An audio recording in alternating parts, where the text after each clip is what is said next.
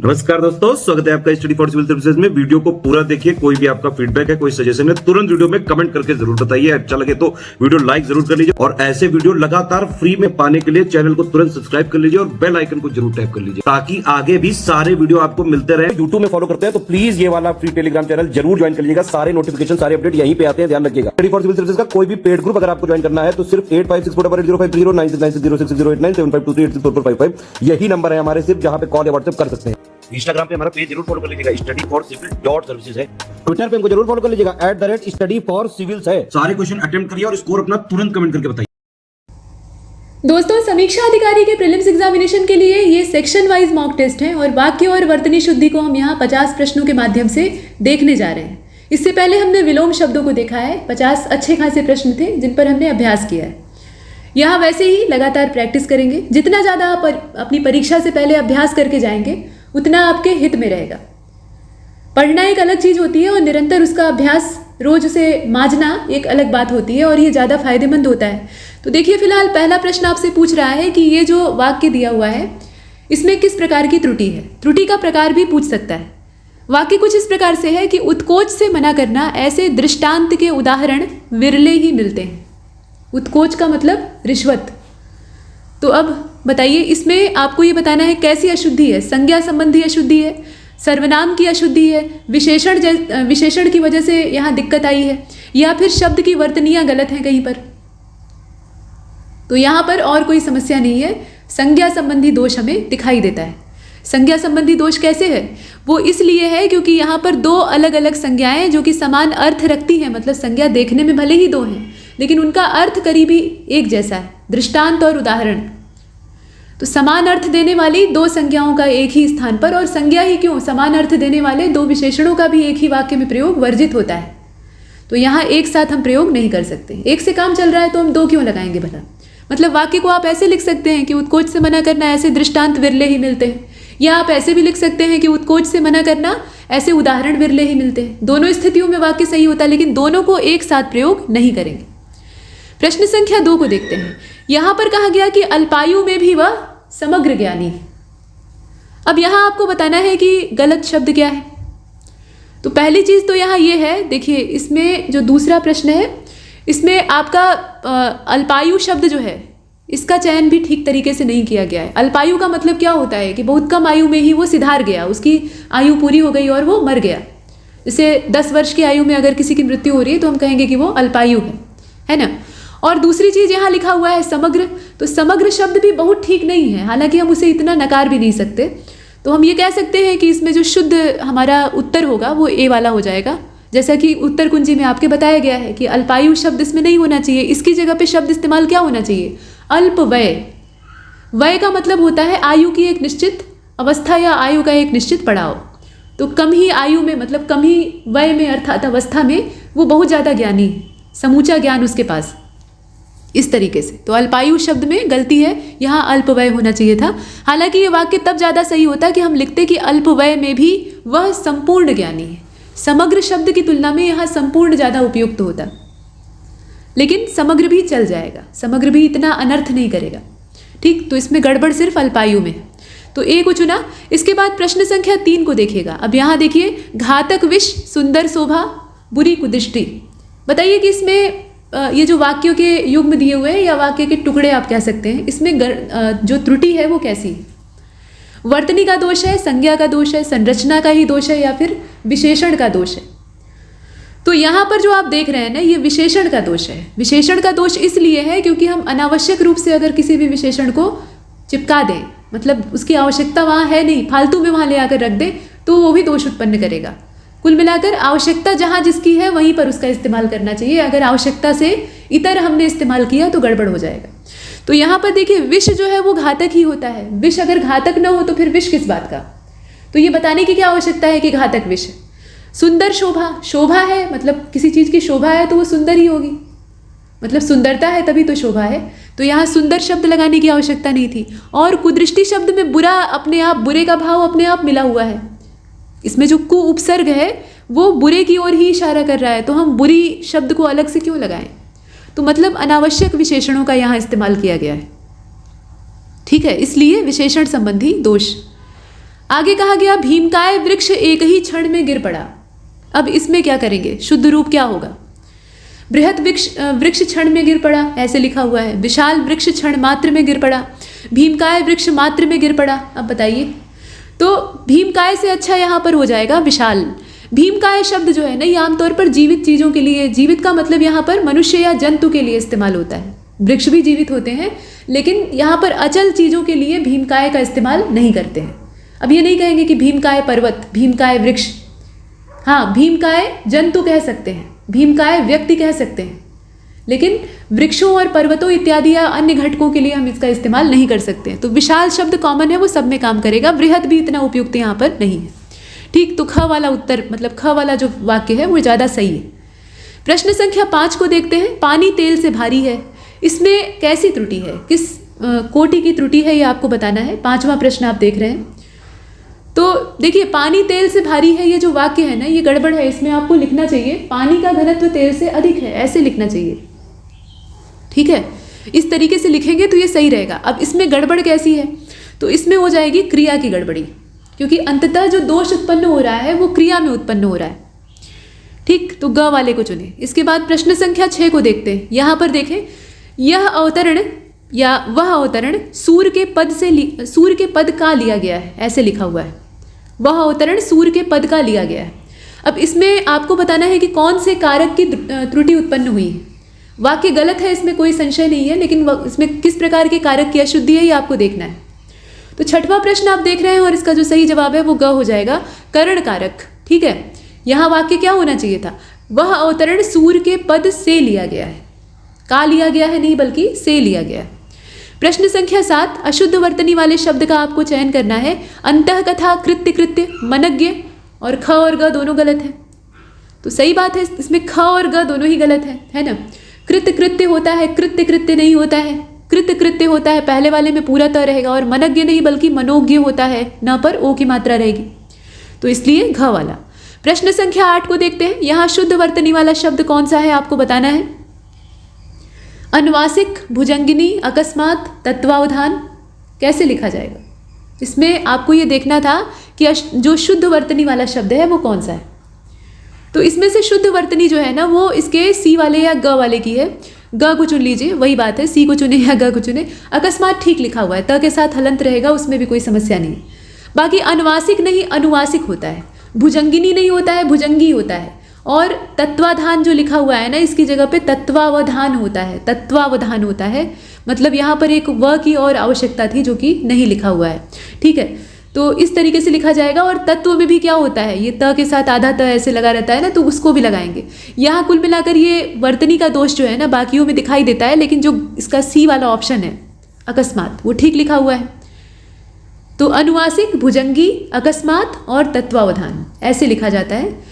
तो 8वां हमने देखा। इसके बाद 9वें को देखिए, कागजातों को संभाल कर रखो। अब इसमें रेखांकित शब्द यानी जो कागजात लिखा हुआ है, इसका शुद्ध रूप क्या है। तो शुद्ध रूप इसमें से कोई नहीं है। कागजात कैसे लिखेंगे, कागजात ऐसे लिखकर और ज के नीचे ऐसे बिंदी लगाएंगे। कागजात, ये बिंदी है, ठीक ऐसे कागजात। इसमें आप जब कागजात लिखेंगे तो कुछ इस प्रकार से लिखेंगे, ये जो ज है इसके नीचे ऐसे बिंदु लगाएंगे, तब जाकर ये सही होगा, ये शुद्ध वर्तनी। इसके बाद प्रश्न संख्या 10 को देखते हैं। निम्नलिखित शब्दों में दोषपूर्ण वर्तनी यानी वही गलत की तलाश आपको करनी है। दायित्व लिखा है, कुवत लिखा है, तत्व लिखा है और सभी गलत हैं, ऐसा कहा गया है। तो आप बताइए कि इसमें गड़बड़ कहाँ पर है। 10वें में गड़बड़ है आपके ख वाले में। ठीक है, कुवत जो लिखा हुआ है ना, इसमें बिंदु गलत जगह लगा हुआ है। जैसे कागजात में हमने ज के नीचे बिंदु लगाया था, यहाँ पर जो बिंदु है वो व के साथ लगेगा। तो ये कुछ इस प्रकार से लिखा जाएगा, कुवत, व के साथ ऐसे बिंदु लगेगा नीचे, क के साथ नहीं लगेगा, जो कि क के साथ लगा के गड़बड़ किया है। इसे आप देख पा रहे हैं, जरा जूम कर लीजिए, ये देखिए, ये जो बिंदु है ना यहाँ लगा हुआ है, ये व के साथ लगेगा, क के साथ नहीं। इसके बाद प्रश्न संख्या 11 को देखते हैं। देखिए यहाँ पर वर्तनी का ये पूछा गया है कि अंकुर, गांधी, आंसू जो लिखा हुआ है, ये 3 शब्द हैं।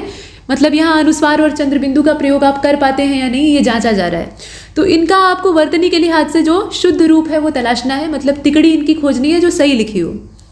तो कैसे चुनेंगे इसमें बताइए। 11वां, इसमें सारे ही विकल्पों में आपको कमोबेश गड़बड़ दिखाई देगी। शुद्ध तरीका क्या है, अंकुर जब आप लिखते हैं ना तो उसमें ऊपर अनुस्वार का इस्तेमाल करिए, इतना ही इसमें गड़बड़ है, चंद्रबिंदु नहीं लगेगा। गांधी जो लिखा हुआ है इसमें गांधी के ऊपर ऐसे जो अनुस्वार लगा हुआ है उसकी जगह लगेगा चंद्रबिंदु। और आंसू जो लिखा हुआ है ना, आंसू नहीं होता है, आंसू होता है, तो आंसू में आ के साथ जो ऊपर लगेगा वो अनुस्वार नहीं होगा बल्कि चंद्रबिंदु होगा। मतलब गांधी में चंद्रबिंदु लगाना था, आंसू में चंद्रबिंदु लगाना था और अंकुर में लगाना था अनुस्वार। ठीक, यहाँ नहीं लगा था इसलिए गड़बड़ हो गया था। अब इसमें कोई भी ऐसा विकल्प नहीं है जिसमें कि तीनों एक साथ सही दिया हो, तो फिलहाल आप सही जो इसका है वो जानते रहिए। इसके बाद 12वें को देखते हैं।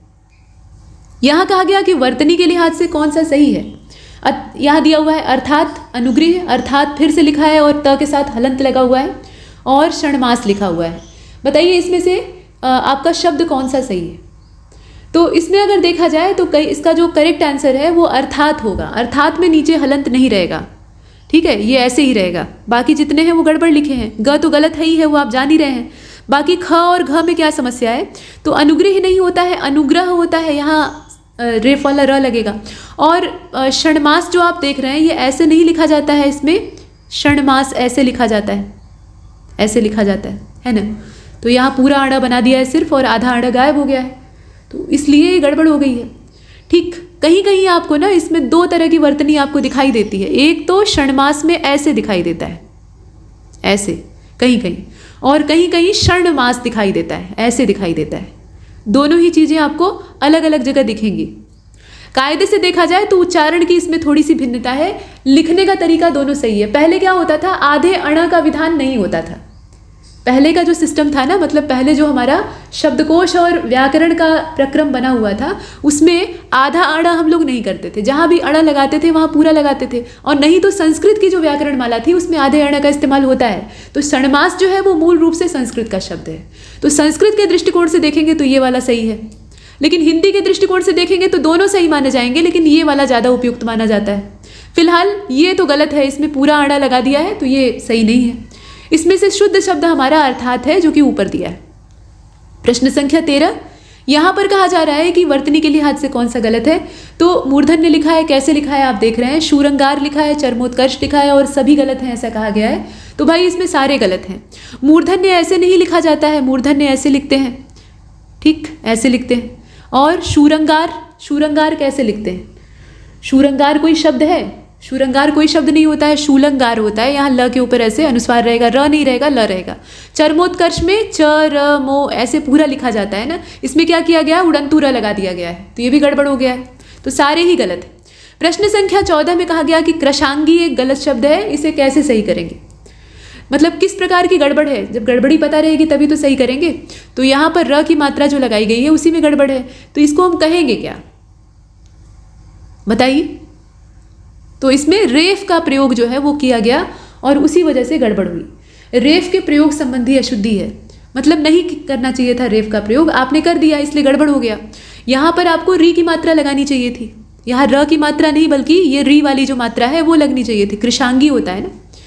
तो ये हमने देखा। इसके बाद बेफिजूल, सानंद पूर्वक और तदोपरांत, ये शब्द जो है ये त्रुटि युक्त हैं, मतलब इनके अंदर गलती है। आपको बताना है कि कैसी गलती है, प्रत्यय की गलती है, रेफ की है, उपसर्ग की है, या सभी गड़बड़ है इसमें। तो 15वां आप देख रहे हैं, सही जवाब इसका है उपसर्ग की गड़बड़ है। बिना मतलब का उपसर्ग इसमें थोपा गया है और इसी वजह से गड़बड़ हो गया है। फिजूल शब्द जो है वो खुद ही एक फालतू चीज़ की ओर इशारा कर रहा है, तो बे का मतलब होता है बेकार। बे उपसर्ग जो है वो जो व्यर्थ चीज़ें होती हैं उन्हीं के साथ लगता है। तो ये अरबी फारसी के जो उपसर्ग हैं इनको उन्हीं शब्दों के साथ चिपका देना जो कि पहले से ही फालतू हैं, तो ये मूर्खता है। ये उपसर्ग अतिरिक्त लगा दिया गया है जिसकी कोई आवश्यकता नहीं थी।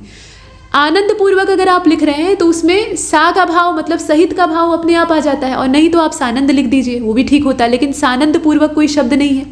तदोपरांत, इसमें भी उपसर्ग आपने गलत तरीके से लगाया है। उपरांत शब्द है, उसमें तद उपसर्ग का आपने जब प्रयोग किया तो जो संधि आपको करनी चाहिए थी, मतलब तद और उपरांत की जो संधि आप करते, यानी दोनों शब्दों को, शब्द के टुकड़ों को जोड़ते, तो यहाँ पर जो शब्द की संरचना बनती वो कैसी बनती, तदोपरांत बनती ना, द पर छोटे ऊ की मात्रा होती जो कि आपने नहीं लगाई, यानी उपसर्ग को जोड़ने में गड़बड़ की।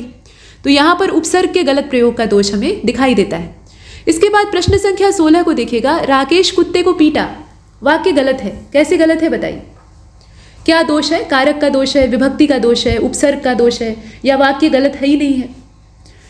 तो यहाँ पर कारक का दोष है। कर्ता कारक का जो चिन्ह है वो हमने लुप्त कर दिया है, इसलिए गड़बड़ हुई है। कर्ता ने कर्म को पीटा, है ना, तो यहाँ पर कर्ता जो है वो राकेश है, तो यहाँ पर लगना चाहिए था ने, जो कि नहीं लगा है ना, तो कारक का दोष है। इसके बाद प्रश्न संख्या 17 में आ जाइए। यहाँ पर स्वामी दयानंद का देश आभारी रहेगा, बताइए वाक्य कैसे गड़बड़ है। तो वाक्य जो है इसमें पहली चीज तो क्रम विन्यास की गड़बड़ है, ठीक है, क्रम इसमें सही नहीं है। और दूसरा, इसमें विराम चिन्ह नहीं लगा है, ये भी एक समस्या है। विराम चिन्ह आपको जब वाक्य पूरा हो गया है तो लगाना चाहिए, तो इसमें क और ख दोनों प्रकार की अशुद्धि हमें दिखाई दे रही है। तो हम लिखेंगे कैसे जब क्रम इसका गड़बड़ है। इसका हम घ चुन रहे हैं क्योंकि क और ख दोनों हमें चुनना था, तो हम घ को इकट्ठे ले रहे हैं, ये उत्तर हो जाएगा डी वाला। लेकिन लिखेंगे कैसे, तो हम लिखेंगे कि देश स्वामी दयानंद का आभारी रहेगा। देश को हम पहले लिखेंगे, स्वामी दयानंद को बाद में लिखेंगे। प्रश्न संख्या 18 को देखें। शुद्ध वाक्य कौन सा है आपको बताना है। कापियां किसकी हैं, प्रस्तुत पंक्तियां भाभी से ली गई हैं। हल्दी घाटी से राणा प्रताप की वीरता सामने आती है और मुझे सेब काट कर खिलाओ।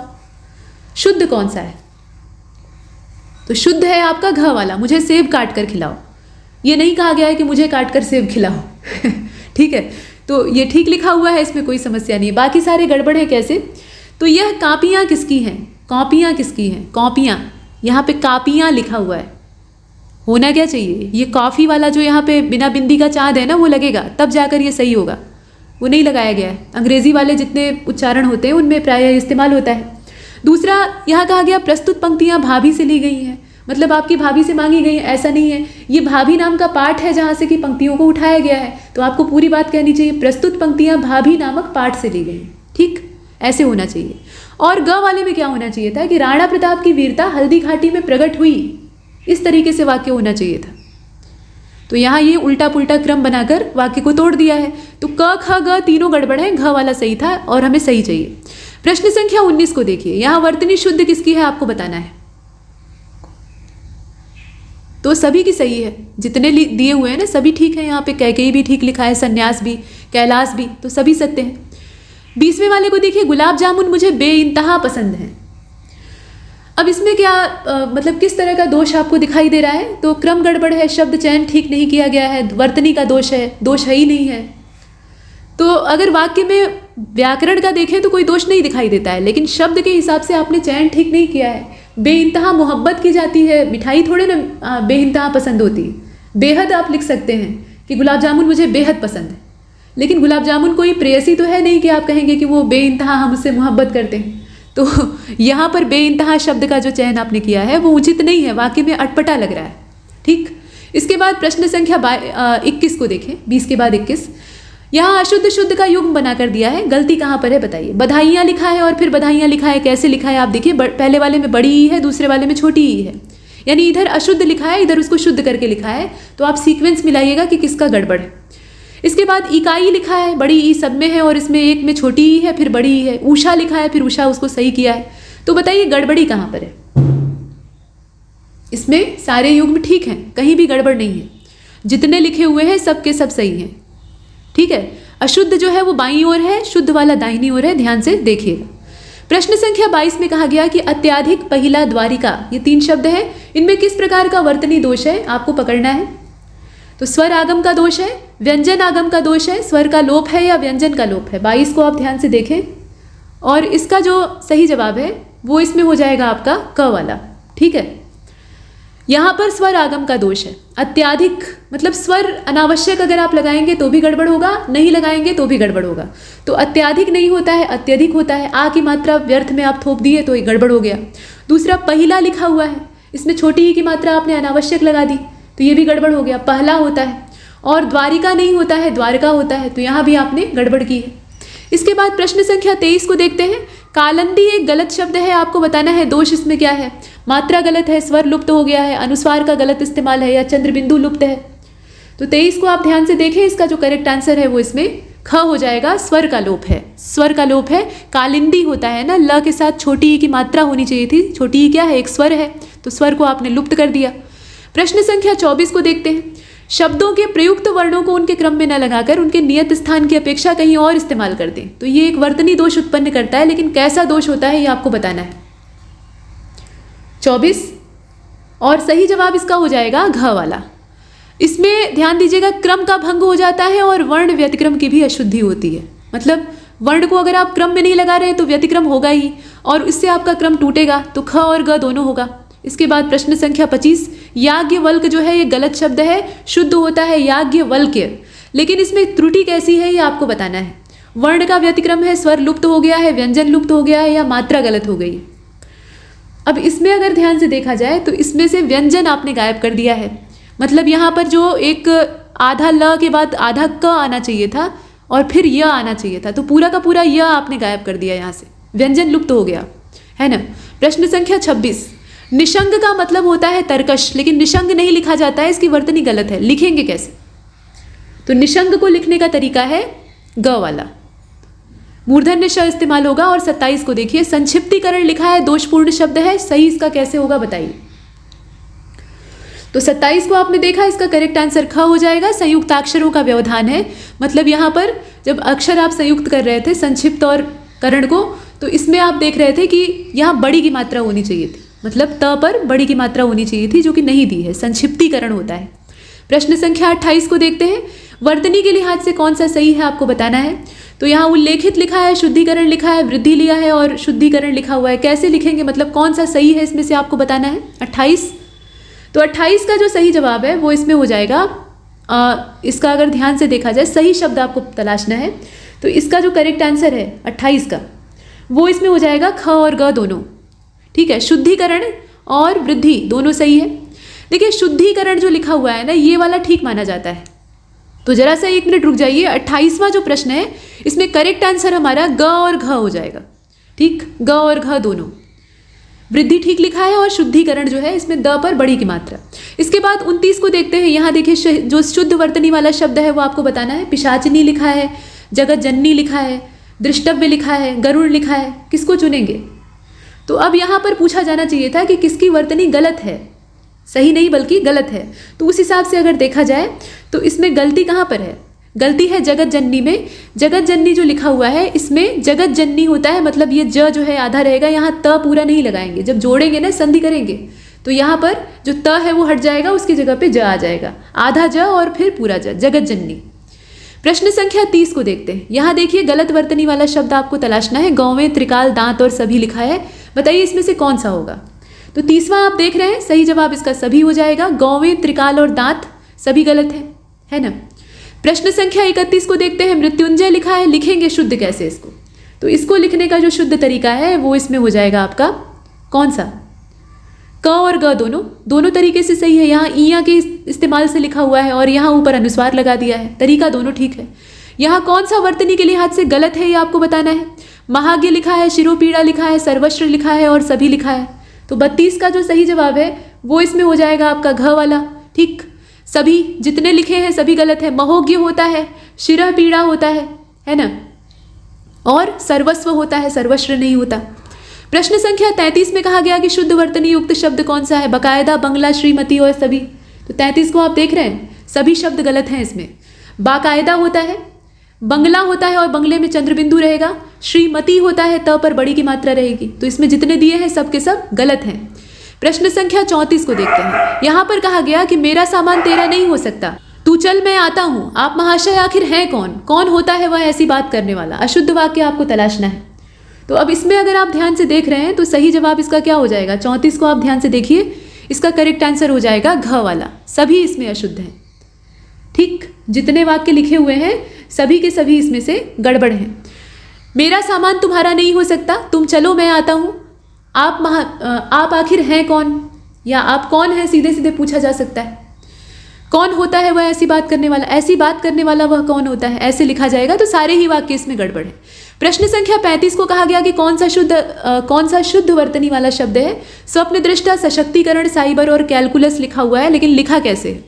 यहाँ देखिए ये गलत है, ये भी गलत है और ये भी गलत है। सही तरीका क्या है? सशक्तिकरण ठीक लिखा हुआ है। स्वप्न दृष्टा होता है, ये दृष्टा ऐसे लिखा जाएगा, साइबर में छोटी ही रहेगी। कैलकुलस होता है, यहाँ ए की मात्रा रहेगी। ठीक, प्रश्न संख्या अगला यानी 36, संवर्धन लिखा है, ये त्रुटिपूर्ण शब्द है, इसके लिए आपको शुद्ध वर्तनी तलाशनी है, इसकी कौन सा होगा? तो इसमें से सही तरीका 36 का कौन सा हो जाएगा? इसका ख वाला हो जाएगा संवर्धन, ऐसे लिखा जाता है। 37 को देखिए, शुद्ध वर्तनी वाला शब्द आपको खोजना है। गत्यावरोध लिखा है, असल में मत्यावरोध लिखा है, साइकिल लिखा है, सूची लिखा है और शैया लिखा है। इसमें सही कौन सा है? तो सही आपका इसमें से घ वाला है, शैया ठीक लिखा हुआ है। यहाँ गत्यावरोध होता है, साइकिल होता है, यहाँ ई रहेगी, यह नहीं रहेगा, और सूची होता है, मतलब यहाँ च पर बड़ी की मात्रा रहेगी। इस तरीके से लिखा जाएगा। 38 में कहा गया कि तुम कब आओगे बाजार में पकौड़े खाने? तो भाई पकौड़े खाने आएंगे। अब यहाँ पर वाक्य में अशुद्धि तो है, लेकिन कैसी है? वर्तनी की है, क्रम की है, संरचना का दोष है, या शब्द ही गलत प्रयोग किए गए हैं। तो 38 को अगर आप ध्यान से देख रहे हैं तो इसका सही जवाब ख हो जाएगा। क्रम विन्यास की गड़बड़ है। तुम बाजार में पकौड़े खाने कब आओगे, ऐसे पूछा जाना चाहिए। प्रश्न संख्या 39 को देखते हैं। यहाँ आ जाइए। यहाँ शुद्धता पर आपको विचार करना है कि कौन कौन से सही है। इसमें दैनंदिनी, सर्वोपरि, भर्त्सना और ख्यात लिखा हुआ है। तो अब इसमें अगर आप ध्यान से देखेंगे तो एक से ज़्यादा शब्द जो है वो सही है। दैनंदिनी और ख्यात, ठीक, ये ठीक लिखा हुआ है। दैनंदिनी और ख्यात शब्द जो है ये सही है। बाकी सर्वोपरि होता है, ऐसे आप जानते हैं, और भर्त्सना होता है, यहाँ नीचे ऐसे समुद्री र नहीं लगाएंगे, तो ये दोनों शब्द गलत हैं। ठीक है, तो इसलिए 39 का जो करेक्ट आंसर है वो हम क्या चुनेंगे? एक से ज़्यादा शब्द इसमें सही हैं। अब इसमें हम चुनेंगे किसको? क और घ हमारा सही हो गया है। तो क और घ सही हो गया है, तो हम इसमें से या तो पहले को चुन लीजिए या फिर चौथे को चुन लीजिए। अब इसमें बात वही है कि चुने किसको। तो ये इतना जानते रहिए कि क और घ सही है। हम चाहे चौथे को चुने चाहे पहले को चुने। पहले को चुनते हैं तब भी एक से ज़्यादा वाला ठीक विकल्प माना जाएगा। दैनंदिनी ठीक लिखा है, ख्यात ठीक लिखा है। इसके बाद 40 को देखते हैं। कौन सी वर्तनी सही है? लालायित कई प्रकार से लिखा है। कैसे हम लोग लिखेंगे? हम लोग लिखेंगे ऐसे। शुद्ध वर्तनी वाला शब्द आपको बताना है। ये तो आपने पीछे सही किया था ना। जानवी ऐसे लिखा जाता है, ह ऐसे आधा रहेगा और न पूरा रहेगा, और इसको मिलाएंगे तो ऐसा आएगा, ह के साथ ऐसे न। इसके बाद प्रश्न संख्या 42 को देखिए। यहाँ शुद्ध शब्द कौन सा है? तो चिन्ह गलत लिखा है, विवर्त ठीक लिखा है, अनुग्रहित ठीक लिखा है कि नहीं, बताइए जरा देखिए। 42 अनुग्रहित भी गलत लिखा हुआ है, और विरहणी जो लिखा है ये भी गलत लिखा है। तो फिर सही इसमें कौन सा है? विवर्त, एकमात्र विवर्त ही ठीक लिखा है। चिन्ह में क्या होता है? ह के साथ ऐसे, अभी जो जानवी वाला न हमने देखा था वो वाला लगेगा। अनुगृहीत होता है, री की मात्रा रहेगी, और विरहिणी होता है, ह पे ऐसे छोटी की मात्रा रहेगी। 43 को देखिएगा। वर्तनी के लिहाज से अशुद्ध कौन सा है? कोमलांगी, सम्मिलित, उत्कर्षता और अनुगृहीत लिखा है। तो इसमें से हमारा करेक्ट आंसर क्या हो जाएगा? अशुद्ध हमें चुनना था। 43 को देख रहे हैं तो उत्कर्षता नहीं होता है, उत्कर्षता कोई शब्द नहीं है, उत्कर्ष होता है। सीधे सीधे इसमें ता प्रत्यय नहीं लगाएंगे, ये गलत है। बाकी जितने हैं वो ठीक है। इसके बाद प्रश्न संख्या 44। मोहन गेहूं पिसवाने चक्की पर गया है। निर्दय व्यक्ति से मित्रता नहीं करनी चाहिए। मन चंगा जो कठौती में गंगा, नाच ना आए आंगन टेढ़ा। बताइए अशुद्धि कहाँ पर है? तो अशुद्धि है इसके ग वाले में। मन चंगा तो कठौती में गंगा। यहाँ जो लगाने से कुछ अर्थ का अनर्थ नहीं होगा, लेकिन एक बात है, देखिए मुहावरा और लोकोक्ति में आप परिवर्तन नहीं कर सकते हैं। जैसा है वैसा ही रखना पड़ेगा, उसमें एक भी वर्ण का संशोधन नहीं किया जाता है। प्रश्न संख्या 45 को देखें। शुद्ध वाक्य का आपको चयन करना है। मैं गणित का सवाल मेरे लिए हल करूंगा। उस चक्की पर तेल पेराई होती है, मुझे आशीष दीजिए। आफत गले आ मरी, क्या करें? बताइए। तो करेक्ट आंसर इसका ग हो जाएगा। इसमें हमें शुद्ध चुनना था, मुझे आशीष दीजिए, सही है। बाकी जितने हैं गड़बड़ है। मैं गणित के सवाल हल करूंगा, जब हल करेंगे तो अपने लिए ही करेंगे, सही बात है। तो यहाँ मेरे लिए कहने की आवश्यकता नहीं है। उस चक्की पर तेल पेराई नहीं होती है, बल्कि उस चक्की पर तिलहन की पेराई होती है। तेल तो पेरने के बाद निकलता है। आफत गले पड़ी, उसके बाद विस्मयादि बोधक चिन्ह, अब क्या करें? आफत गले पड़ी, अब क्या करें, ऐसे होना चाहिए। तो बाकी सारे गलत। प्रश्न संख्या 46 में कहा गया कि बताइए कि इसमें जो जोड़ा बनाया है कौन सा गलत है? तो चिन्ह को शुद्ध करके लिखा है, मुक्ता को मौक्तिक लिखा है, न्योछावर को न्योछावर लिख दिया है, और उपरोक्त सभी ठीक हैं। बताइए इसमें गलती की तलाश करनी है।